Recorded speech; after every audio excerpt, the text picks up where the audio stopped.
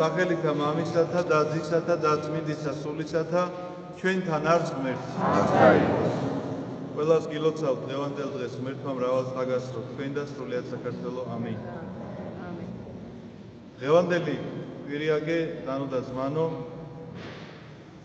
გახლავთ სულთმოფენობიდან მეოთხე კვირა და შესაბამისად აი ამ კვირას იკითხება სახარება ქრისტეს მიერ აღსრულებული ერთი სასწაულის შესახებ და ამ სასწაულს ესე ქვია ასის თავის მონის განკურნება. თვითონ სახარების შინაარსი თქვენ იმედია ყურადღებით ისმენთ, ჩვენ მაინც შეგახსენებთ და მე ორივე სიტყვით გეტყვით თუ რას გულისხმობს, რას გვასწავლის დღევანდელი სახარება. ეს გახლავთ კაპერნაუმი ერთ-ერთი ქალაქი იყო მაშინდელ იერუსალიმში, აი შემდგომ ომის შემდგომ ეს ქალაქი განადგურდა და დღეს ზუსტად არ იციან რომელი ქალაქია ეს კაპერნაუმი, მაგრამ მიახლოებით რაც ვიცით და უბრალოდ დანამდვილებით რაც ვიცით ისტორიკოსებისგან მაშინდელი კაპერნაუმის შესახებ, ეს იყო ერთ-ერთი ძლიერი ქალაქი, თავის რაღაცა სავაჭრო ცენტრი იყო, შეიძლება ასე ითქვას, იმიტომ რომ ზღვისპირა იყო და ნავმისადგომიც ჰქონდა და რაღაც რამდენიმე ბაზარი იყო ამ ქალაქში განთავსებული და შესაბამისად რატომ გიყვებით ამ ქალაქის ისტორიას, რომ შესაბამისად აი ამ ქალაქში რომის მიერ დაპყრობილი იერუსალიმის ტერიტორია მოგეხსენებათ და შესაბამისად რაღაცა დიდი გარნიზონი იდგა. და აი ამ გარნიზონს რა თქმა უნდა თავიანთი მეთაურები ეყოლებოდათ. რომაელები, არაებრაელები, რომლებიც აი ამ უცხო ქვეყანაში არიან, ისევე როგორც ეხლა ვთქვათ, რაღაც ოკუპირებულია ქვეყანა და ვიცით რომ ჩვენი ჯარი არ დგას და სხვა რუსის ჯარი დგას მაგალითად აფხაზეთის ტერიტორიაზე. სწორედ აი ესეთი სიტუაცია რომ ჯარი დგას უცხო ხალხისა, რომაელებისა კონკრეტულად და აი ამ ჯარს რა თქმა უნდა თავისი მეთაური ყავს. კაპერნაუმში იყო ერთ-ერთი ესეთი კაცი, ასის თავი, ანუ 100 კაცის თავი ამ შემთხვევაში ესე შეიძლება ითარგმნოთ და მაცხოვარი, როდესაც თავისი ქადაგებიდან ბრუნდება, ეს გახლავთ ქადაგება მთაზე, მისი ცნობილი ქადაგება, სწორედ იქიდან ჩამოსული მაცხოვარი კაპერნაუმში შემოდის და შემოეგებება მას ეს ასის თავი და ეუბნება რომ ჩემი მონა ცნეულია და თუ შეიძლება რომ თქვენ აი განკურნოთ ის. და მაცხოვარი ეუბნება რომ კი ეხლა წამოვალ და განკურნავ და ასის თავი ეთქვის ესეთ რამეს რომ იცითო მე არ ვარო იმის ღირსიო რომ თქვენ ჩემს სახლში შემოგზანდეთ და მეცო კაცი ვარ ხელმწიფების ქვეშ, ანუ რაღაც თანამდებობაზე მყოფი პიროვნება ვარ და ჩემს ხელქვეითს რომელსაც უგზანებ რომ წადი მიდისო, რო ვეთყვი რომ მოდი დაუძახებ მოდისო, ვეთყვი რაიმე გააკეთე აკეთებსო და თქვენც ესე შეგიძლიათო, ხოლო თქვითო და თქვენი სიტყვით განიკურნება ჩემი მონა. და მოტრიალდება მაცხოვარი და ამბობს რომ ისრაელთა შორის, ანუ ისრაელი ამ შემთხვევაში მთელი ებრაელ ერს გულისხმობს, ანუ იმ ერს, რომელიც მხსნელ მესიას აღთქმულ მესიას მოელის, ისრაელთა შორის მესეთი სარწმუნოება არ მინახავს. და ეთქვის ამ კაცს რომ წადი და განიკურნა უკვე შენი მონა და იქვე დაამატებს მაცხოვარი რომ მრავალნი აღმოსავლეთიდან და დასავლეთიდან მოვლენ და ინახით გმიდნენ, ინახით ჯდომა შედარება ცათასასუფეველთან ამ შემთხვევაში, იმიტომ რომ ქორწილი ეს ინახით ჯდომა რაღაცა ადამიანის მოსვენებულ მდგომარეობას ნიშნავს და გახარებულ მდგომარეობას ნიშნავს და ინახით გმიდნენ არ რომ თანამონაწილეები იქნებიან იმ სუფრისა, იმ საქორწილო სუფრისა, ამ შემთხვევაში ცათასასუფევლისა, აბრაამისთანა და ისააკისთანა, ანუ იმ წმინდა მამამთავრებს ასახელებს, რომლებიც ებრაელებისთვის ამ შემთხვევაში ცათასასუფეველში მყოფი ადამიანებად განიხილებენ. აი ეს გახლავთ შინაარსი აი ამ სახარებისა, რომლის განაც ჩვენ ძალიან ბევრს უნდა ვსწავლობდეთ ყოველთვის. ზოგადად იმიტომ რომ სახარება არ არის რაღაცა ერთხელ წაიკითხავ და შინაარს გაიგებ და ცოდნია თურმე რაიმე. გამუდმებით რაღაცა ახლის აღმოჩენა ხდება ხოლმე სახარების წაკითხვის დროს. გამუდმებით რაღაცა ადამიანი მიხვდება რომ თურმე ზნეობრივად შეიძლება უფრო მეტად გაიზარდოს, თურმე რაღაცა კაცთმოყვარება მასში შეიძლება უფრო მეტი შემოვიდეს, იმიტომ რომ ნახეთ როგორი რამე საქმე აღსრულდა, მისი გადარჩენისთვის აღსრულებული საქმეების შესახებ წერია და მადლიერებით განიმშვალოს და სწორედ ეს მადლიერება მიიყვანს ადამიანს კეთილმსახურებასთან. და აი ამ ასის თავის შესახებ ნახეთ ჩვენ ვყვებით ეხლა რომ ადამიანმა ესეთი პასუხი გასცა, მაგრამ სინამდვილეში იცით რას ნიშნავდა მისი პასუხი, რომ სარწმუნოების როგორი სიმაღლეა, თქვენ გაგიკვირდებათ, ნამდვილად გაგიკვირდებათ, იმიტომ რომ ებრაელები, რომლებიც ელოდებიან მესიას და მხსნელს და ვერ ღებულობენ მას, როგორც ქრისტეს ვერ მიიღებენ, მოგეხსენება და ჯვარს გააკრავენ, ხომ საბოლოო ჯამში ესე დამთავრდება. და ეს კაცი, რომელიც რომაელია, რომელიცაც ებრაელთა სარწმუნოების შეხება არ აქვს, კერპთაყვანისმცემელია, შეიძლება პირდაპირ ითქვას, მაგრამ არ აკმაყოფილებს ძიებაშია ეს ადამიანი, არ აკმაყოფილებს მას ეს კერპთაყვანისმცემლობის რელიგია და ამიტომაც რაღაცა აღმოჩენა იყო მისთვის ერთი ღმერთის თაყვანისცემა, როდესაც ის ისრაელში გამოიგზავნა ამ ჯარის ხელმძღვანელად და აღმოჩენა იყო და ძალიან დიდი პატივისცემით განიმშვალა. ჩვენ სხვა სახარებაში იგივე ისტორიას, როდესაც წავიკითხავთ, იქ ნახავთ, რომ თავიდან თვითონ კი არ მოდის ეს ადამიანები. გამოგზავნის, უბრალოდ თვითონ მოდის, მაგრამ მას წინ გამოუძღვებიან ებრაელი უხუცესები და რას ეუბნებიან, იცით რომ მას ძალიან უყვარს ჩვენი ერი და შესაკრებელიც კი აგვიშენაო. ანუ იმდენად დიდი პატივისცემა და სიყვარული აქვს ამ ადამიანს ებრაული სარწმუნოებისა, რომ შესაკრებელიც კი აუშენა მათ და აი ამ შესაკრებელში არ არის გამორიცხული, რომ თვითონაც იჯდა და ისმენდა იმ ღვთის სიტყვის განმარტებას, ბიბლიის განმარტებას. მაგრამ ყველაზე დიდი საოცრება მაინც რამც ამ ადამიანმა ჩაიდინა, ნახეთ როგორ სიტყვას ეუბნება, რომ მე ვარ კაცი ხელმწიფებასა ქვეშ და ვიღაცას რომ ვეთქვი წადი მიდის და ვიღაცას რომ ვეთქვი ვისაც უბრძანებ ჩემს მონას მიდის მოდის გააკეთე აკეთებს. და ქრისტეს ეუბნება შენც იგივე შეგიძლიაო, მაგრამ ქრისტემ ვის უნდა უბრძანოს? ამ შემთხვევაში ნახეთ რა საოცარი მომენტია, რომ მისი მონა, ამ ასის თავის მონა სიკვდილით არის შეპყრობილი, კვდება ადამიანი. ესე იგი ქრისტეს აღიარებს, რომ შენ ბრძანებლობის უფლება გაქვს სიკვდილზე. შენ შეგიძლია უთხრა სიკვდილს, რომ წავიდეს და ის წავა. აი ამის აღიარებამდე რომ მივიდეს ადამიანი, ძალიან დიდი რამ არის საჭირო. ძალიან დიდი ღრმა ფიქრი და ღრმა აზროვნება ადამიანისთვის საჭირო. იმიტომ რომ მიუხედავად იმისა, რომ ჩვენ აქ ვდგავართ ტაძარში, ბეზიარებით ქრისტეს წმინდა სისხლს და ხორცს, აი ამ სარწმუნოებამდე მისვლა შეიძლება გვაკლდეს ძალიან ხშირ შემთხვევაში და მე გეტყვით რატომაც.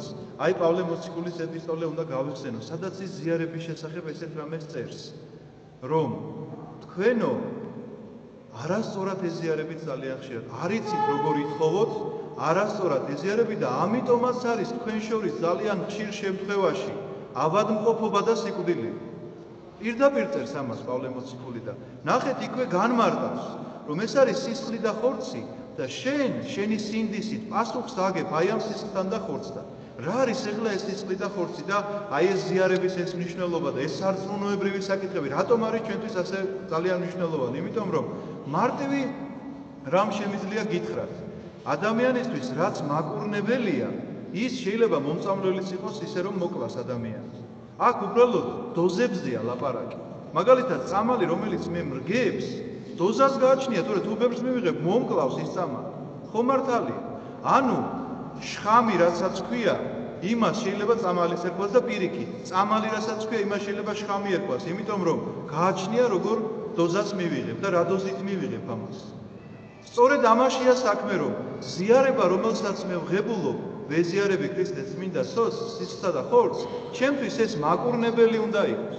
მაგრამ შეიძლება სასჯელადაც იქცეს, როგორც იმ შემთხვევაში, რომ თქვა რაღაცა წამალი მრგებს, მაგრამ არასწორი მიღების შემთხვევაში და დოზით არ დაცვის შემთხვევაში მე ეს წამალი მომკლავს. სწორედ ამ შემთხვევასთან გვაქვს საქმე, როდესაც პავლე მოციქული ბრძანებს, რომ თქვენ არ იცით როგორ ითხოვოთ და ამიტომაც არის ხშირ შემთხვევაში თქვენ შორის ავადმყოფობა და თქვენ შორის სიკვდილიანობა. და რატომ გამოხსენდა ეს ყველაფერი ცი დღევანდელ დღესთან დაკავშირებით? ძალიან ცუდად მომხვდა გულში რამდენიმე საუბარი ადამიანებისა, რომ თითქოს ეს რაც მოხდა წყალდიდობას გულისხმობ, გამოიწვია იმან, რომ იქ ვიღაცა ბევრს ცოდავდა, ძალიან ცუდად იქცეოდა, სარწმუნოებით არ იყო აღჭურვილი და იცით როგორ გამოდის, რომ ეკლესიურმა ადამიანებმა დაადანაშაულეს არაეკლესიური ადამიანები და თქვეს, რომ აი ეს იმათი ცოდვის გამო მოხდა რა თურმე ყველაფერი. და ეს არასწორი დამოკიდებულება არ შეიძლება ასეთი მსჯელობა დამოგაძმა. არავითარ შემთხვევაში არ აყვეთ თქვენ აი ამ აზრებს, იმიტომ რომ ჯერ ერთი საფრთხო განგებულების განჯისუფლების უფლება ვინ მოგვენიჭა ჩვენ რომ ეხლა ვთქვათ რომ ეს ამიტომ მოხდა და ეს იმიტომ მოხდა. რაც მოხდა, მადლობდით ყველაფრისთვის უფალს, ეს ებრძანებს მოციქული. და ნამდვილია ეს, რატომ უნდა მადლობდეთ? იცით რომ რაც მოხდა, იმიტომ კი არ მოხდა რომ იქ ძალიან ბევრი ცოდვილი იყო და თურმე ის ცოდვილები დაიხოსა. არ არის ეს ესე. ჩვენს თავს რატომ არ ვაბრალებ? ჩვენ სწორად ვეზიარებთ, ჩვენ ვართ ამ სარწმუნოები, ჩვენ შეგვიძლია ასის თავებით ესე უთხრათ ქრისტეს, რომ მე ამის ღირსი კი არა ვარ, რომ შენ ჩემს სახლში შემოხვიდე. უბრალოდ ბრძანე და ეს ესე იქნება. არ გვაქვს ჩვენ ეს დამოკიდებულება. არ გვაქვს ჩვენ სარწმუნოებრივ არ ვართ ესე ახსებული და სამაგიეროდ ადვილია ლაპარაკი ვიღაცაზე რომ აი ეს თურმე ცოდავს და ამიტომ დაისაჯა და შენ იქნება და არ იცავს სწორად იმ დოზას სარწმუნოებრივს რომელიც საკურნებლად უნდა გქონდეს და სინამდვილეში შხამად შეიძლება გერგებოდეს. ამიტომ ძალიან დიდი სიფრთხილე გმართებს, ოდესაც ესეთი აზრების გამოთქმას დაიწყებს ადამიანი და დაიწყებს რომ ეს მოვლენა თურმე ამიტომ მოხდა და იმიტომ მოხდა. მე ზუსტად შემიძლია რისი თქმის უფლება გვაქვს ჩვენ. ეს მოხდა ჩვენი ცოდვების გამო. ესე ვთქვა, ჩემი ცოდვების გამო პირადად. იმიტომ რომ არასწორი სარწმუნოებით, არასწორად ვეზიარები, არ მაქვს სწორი დამოკიდებულება, ეკლესიური დამოკიდებულება ადამიანებთან, ღმერთთან. ერთადერთი ვინ შემიძლია დავადანაშაულო ეს არის საკუთარი თავი. და სხვაზე ხელის გაშვერით ერთი საქმე არ კეთდება, იმიტომ რომ იგივე სიტუაციაში ვარ ჩვენ არა მარტო ამ სტიქიურ უბედურებასთან დაკავშირებით, იქ რაღაც წეგან ოკუპირებული ტერიტორიები, იქაც ადვილად ვიშვერთ, რაც ვიტყვი, ეს იმის ბრალია თურმე, ისინი შემოვიდნენ ტანკებით და იქ ვიღაცა მოღალატე იყო, იმ მოღალატის ბრალია, იმის ბრალია, რომ იმას ჩვენზე მეტი ძალა აქვს. იცით რა? გოლიათ შეეჯიბრა დავით ვეფსალმონე რა. რომლის მომრევიც არ იყო დედამიწაზე არავინ და დავით ვეფსალმონე იყო, იცით როგორი ადამიანი, წყემსი, გამხდარი, ჩონჩხი, რაღაცა პატარა დაბალი, რომელიც ვერც კი წარმოიდგენთ რომ გოლიათთან შეიძლებოდა მისი დაყენება. და პირველივე ბრძოლის გასა მოკლა, რატომ იცით რომ ღმერთი იყო მასთან. და თუ ღმერთი შენთანაა, მაშინ რისი შეიძლება გეშინოდეს? თუ ღმერთი შენთანაა, მიუხედავად იმისა, რომ შეიძლება ესეთი განსაცდელი შენს თავს მოვიდეს, როგორი განსაცდელი დაატყდა ჩვენს ქვეყანას თავს, თუ ღმერთი შენთანაა, მაინც არ შეგეშინდება და იტყვი, რომ ეს რაც მოხდა, სადიდებელად ღვთისა იყოს, ამინ. ეს რაც მოხდა, სვერპლი იყო, გარდაიცვალნენ ადამიანები. რა თქმა უნდა, ტრაგედია, რა თქმა უნდა, ტირილია, მაგრამ ის კი არა, რომ შენი ცოდვების ბრალია. არა. ეს რაღაცა ჩვენი საერთო დანაშაულია და ამიტომ მე ჩვენთან ერთად ვიტირებ. მე ჩვენთან ერთად სრემლს დავღვრი და არა ის რომ მე შორიდან დავდგები და თავს გადავიქნებ, ხოლო დედა რა ცუდი ამბავია და მე აქეთ გამოვალ და თქვენთან სიტყვით იცით ხალხო ეს იმიტომ მოხდა რომ აი მაპატიეთ არც დავასახელებ რა თქმა უნდა ვინ ილაპარაკე ესე მაგრამ საეკლესიო საზოგადოებაში იყო ესეთი მსჯელობა და მე ძალიან არ მომეწონა იქაც ვთქვი საქმელად თქვენს გეუბნებით იმიტომ რომ შეიძლება ამას მოკრათ პური ეხლა ამ სოციალურ ქსელებში მოგესწრებათ ყველანი ჩართულები ვარ და ყველას მიუწვდება ხმა და სიტყვა რომ ეს და არ დაიჯეროთ ეს არ გაიმეოროთ ეს რომ რაღაცა ესე ხელის გაშვერით არ ლაპარაკობს ეკლესია და ეკლესია არ ადანაშაულებს არავის რომ შენ აი ამ ცოდვის გამო დაისაჯე ეს ღმერთმა იცის სასჯელი ხოლო ძესა მოსწავ იქ რომ არის ლაპარაკი აქ იმაზე ლაპარაკი რომ მეორედ მოსვლის დროს განვიკითხები და იქ გამოჩნდება ყველა დაფარული ყველაფერი რაც დაფარული გგონია ჩვენ ყველაფერი გამოჩნდება ვინ რატომ ისჯება და ვინ რატომ შედის დიდებაში ყველაფერი გაცხადდება რომ სალაპარაკო პროვოკაციის თემა არ კონდეს არავის რომ არ თქვან რომ ეს კაცო მე როგორც უყურებდი არ ცხოვრობდა წესიერად თურმე მაგრამ იქ მისი შინაგანი მხარე გამოჩნდება რისთვისაც ის სათასასუფეველში შედის და პირიქით რომ გეგონა რომ ვიღაცა ესე იგი მუხლებ გადატყავებული იდგა დღედაღამე ტაძარში და არ აღმოჩნდება ღირსი ყოფნისა იმასაც გეტყვიან მისი შინაგანი მდგომარეობა რა იყო რომ რატომ ვერ დაიმკვიდრა მან სათასასუფეველო ასე რომ ჩვენი მიზანი ხომ ეს უნდა იყოს რომ ეძიებდით პირველად სასუფეველსა ცათასა და მერმე ყოველივე შეგეძინოთ თქვენ დანარჩენი ყველაფერი სასუფეველსა ცათასა და სიმართლესა მისცა ეს არ უნდა დაგვავიწყდეს იმიტომ რომ ამ სიმართლის გამო ადამიანს უნდა შეოდეს და სწყუროს უпростоრად როგორ უნდა იყოს იცით რომ შეიძლება არ შეოდეს და არ სწყუროს ხა მატერიალურად არაფერი უჭირდეს მაგრამ აი ამ სიმართლისთვის შეოდეს ნიშნავს ამ სიტყვას რომ ყველაზე შემაწუხებელი გრძნობა ადამიანისთვის რაც არის წყურვილი თუ წყალი არ აქვს არაფერი არ ახსოვს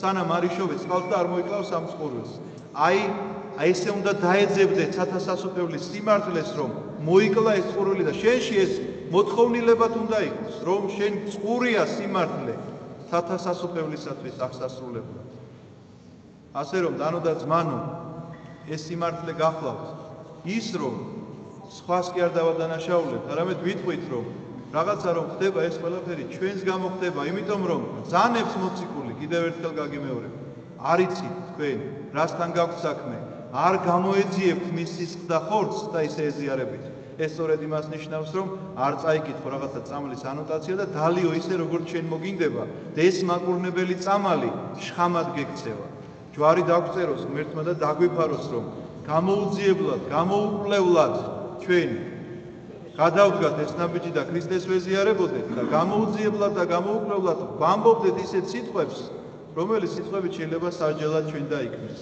დაგვიფაროს უფალმა ყოველივე ამისგან. ამინდა გაგვაძლიეროს, მოგცეს ძალა, რომ გაუძლოთ აი ამ განსაცდელებს, გაუძლოთ აი ამ შემოტევებს და მინდა შევთხოვო უფალს, რომ მოიხსენოს ყველანი ის ახლად შესვენებული ადამიანები, რომლებიც აი ამ სტიქიურ უბედურებას ემსხვერპლენ და გააძლიეროს მათი ოჯახები, რომლებსაც ესეთი განსაცდელი ეწვიათ, რა ვიცი, ერთი ოჯახიდან ორი ბავშვიც კი იყო, რაღაც ძიმე განსაცდელია ძალიან და ვეგთხოვთ, რომ ყველა მოიხსენეთ თქვენს ლოცვებში.